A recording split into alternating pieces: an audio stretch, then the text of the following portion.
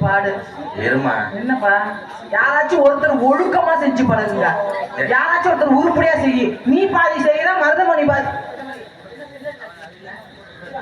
அதே நாய் வாடை இருக்குது பின்னாடி கருவாட்டை ஒண்ணு ராதாகிருஷ்ணன் செய்ய விடு இல்ல நீ செய்யி இப்ப நான் ஆடணும்டா போடு